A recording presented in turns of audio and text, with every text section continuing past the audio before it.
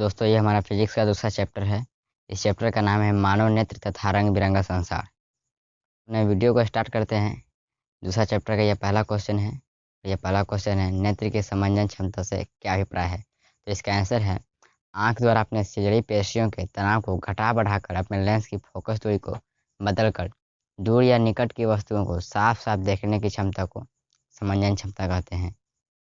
अगला क्वेश्चन है, निकट दृष्टि दोष का कोई व्यक्ति 1.2 मीटर से अधिक दूरी पर रखी वस्तुओं को सुस्पष्ट नहीं देख सकता। इस दोष को दूर करने के लिए प्रयुक्त संशोधक लेंस किस प्रकार का होना चाहिए। तो इसका आंसर है, निकट दृष्टि दोष को दूर करने के लिए अवतल लेंस का प्रयोग किया जाता है। अतः प्रयुक्त संशोधन लेंस अवतल लेंस होना चाहिए, यानी निकट रखी वस्तुओं को साफ साफ देखने के लिए अवतल लेंस का उपयोग करना होता है और इसका आंसर अवतल लेंस है। अगला क्वेश्चन है, मानव नेत्र की समान दृष्टि के लिए दूर बिंदु तथा निकट बिंदु नेत्र से कितनी दूरी पर होते हैं। इसका आंसर है, मानव नेत्र की समान दृष्टि के लिए दूर बिंदु अनंत दूरी तक होता है तथा निकट बिंदु नेत्र से लगभग 25 सेंटीमीटर की दूरी पर होता है। अंतिम पंक्ति में बैठे किसी विद्यार्थी को श्याम बोर्ड यानी ब्लैक बोर्ड पढ़ने में कठिनाई होती है। यह विद्यार्थी किस दृष्टि दोष से पीड़ित है, इसे किस प्रकार संशोधित किया जा सकता है। और निकट दृष्टि दोष से ग्रसित है, उसे आप साड़ी या अवतल लेंस का व्यवहार करना होगा। हमारा ये ऑब्जेक्टिव क्वेश्चन है और ये पहला क्वेश्चन है, मानव नेत्र अभिनेत्र लेंस की फोकस दूरी को समायोजित करके विभिन्न दूरियों पर रखी वस्तुओं को फोकसित कर सकता है। ऐसा हो पाने का कारण है, तो इसका आंसर है समंजन, जो कि बी है। दूसरा क्वेश्चन है, मानव नेत्र जिस भाग पर किसी वस्तु का प्रतिबिंब बनाता है वह है दृष्टिपटल। दूसरा का आंसर डी है। तीसरा है, समान दृष्टि के वयस्क के लिए सुस्पष्ट दर्शन के अल्पतम दूरी होती है लगभग। तो इसका आंसर है सी, 25 सेंटीमीटर। और ये चौथा क्वेश्चन है, अभिनेत्र लेंस की फोकस दूरी से परिवर्तित किया जाता है। तो इसका आंसर सी है, पक्षमाभि द्वारा। इसका भी आंसर है सी। हमारा अगला क्वेश्चन है, किसी व्यक्ति को अपनी दूर की दृष्टि को संशोधित करने के लिए -5.5 डायोप्टर क्षमता के लेंस की आवश्यकता हो। अपने निकट की दृष्टि को संशोधित करने के लिए उसे +1.5 डायोप्टर क्षमता के लेंस की आवश्यकता है।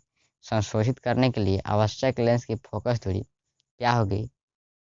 और इसमें दिया है पहला क्वेश्चन दूर की दृष्टि के लिए और दूसरा क्वेश्चन में दिया है निकट की दृष्टि के लिए।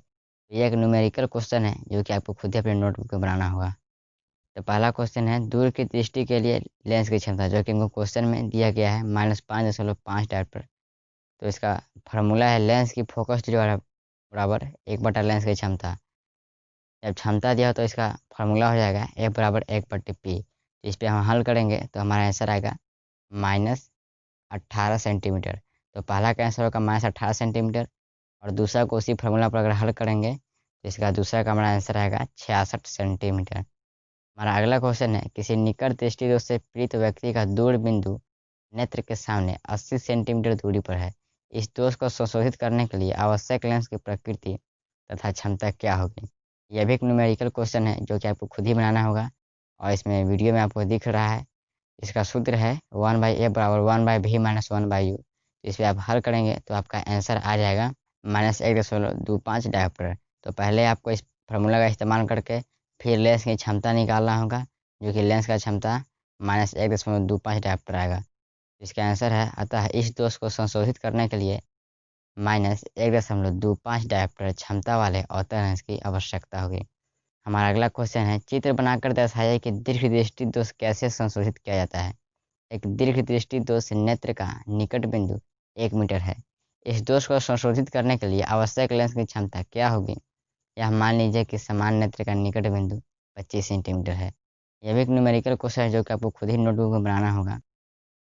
जैसा कि हमको इसमें दिया गया है, u बराबर -25 सेंटीमीटर, प्रतिबिंब की दूरी v बराबर -1 मीटर बराबर -100 सेंटीमीटर। मीटर को जब हम बदलेंगे तो ये सेंटीमीटर में आ जाएगा। तो इसका फार्मूला इसमें दिया गया है 1/a बराबर 1 माइनस v माइनस 1/u।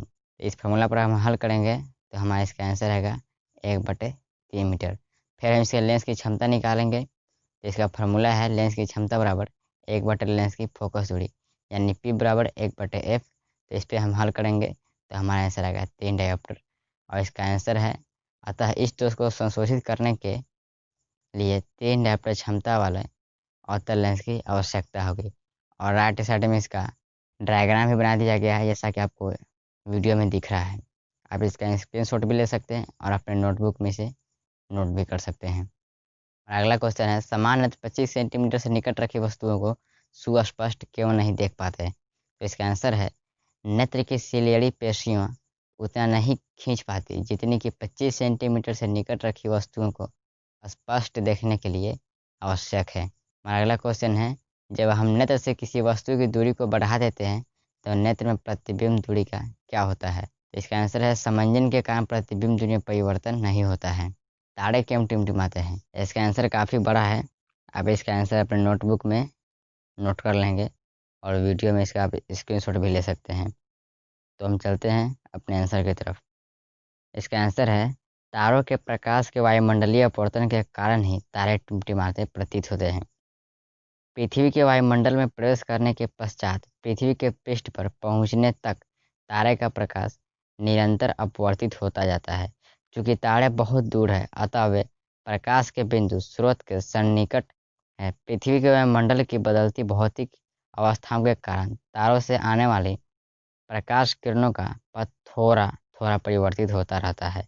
अतः तारों की आभासी स्थिति विचलित होती रहती है तथा आंखों में प्रवेश करने वाले तारों के प्रकाश की मात्रा झिलमिलाती रहती है, जिसके कारण कोई तारा कभी चमकीला प्रतीत होता है तो कभी धुंधला, जो कि टिमटिमाहट का प्रभाव है। व्याख्या कीजिए कि ग्रह क्यों नहीं टिमटिमाते? तो इसका आंसर दिया है इसमें, ग्रह तारों की अपेक्षा पृथ्वी के बहुत पास है और इसलिए इन्हें विस्तृत स्रोत की भांति माना जा सकता है। यदि हम ग्रह को बिंदु आकार के अनेक प्रकाश स्रोतों का संग्रह मान लें तो सभी बिंदु आकार के प्रकाश स्रोत से हमारे नेत्रों में प्रवेश करने वाली प्रकाश की मात्रा में कुल परिवर्तन का औसत शून्य होगा। इसी कारण टिमटिमाने का प्रभाव निष्प्रभावित हो जाएगा।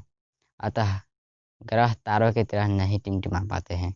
अगला क्वेश्चन है, सूर्योदय के समय सूर्य रक्ताभ क्यों प्रतीत होता है? तो इसका आंसर है, प्रातः समय सूर्य क्षितिज के निकट होता है। सूर्य की किरणों को हम तक पहुंचने के लिए वातावरणीय मोटी परतों से गुजर कर पहुंचना पड़ता है।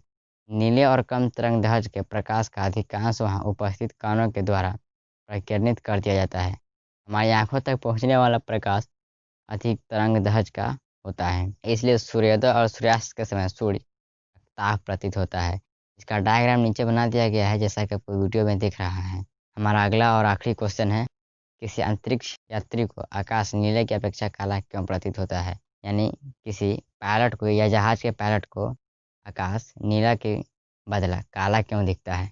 इसका आंसर है, अंतरिक्ष यात्री आकाश में उस ऊंचाई पर होते हैं जहां वायुमंडली नहीं होता है और न ही वहां कोई प्रकीर्णन हो पाता है। इसलिए किसी अंतरिक्ष यात्री को आकाश नीले की अपेक्षा काला प्रतीत होता है। दोस्तों, ये है एनसीईआरटी का फिजिक्स और ये दूसरा चैप्टर है। अगर आपको हमारा वीडियो अच्छा लगा हो तो लाइक करेंगे और इस तरह की एजुकेशनल वीडियो के लिए हमारे रियल टिप चैनल को सब्सक्राइब करें। और आप सीरीज बाय सीरीज देखना चाहते हैं तो रियल टिप के प्ले लिस्ट में आकर देख सकते हैं।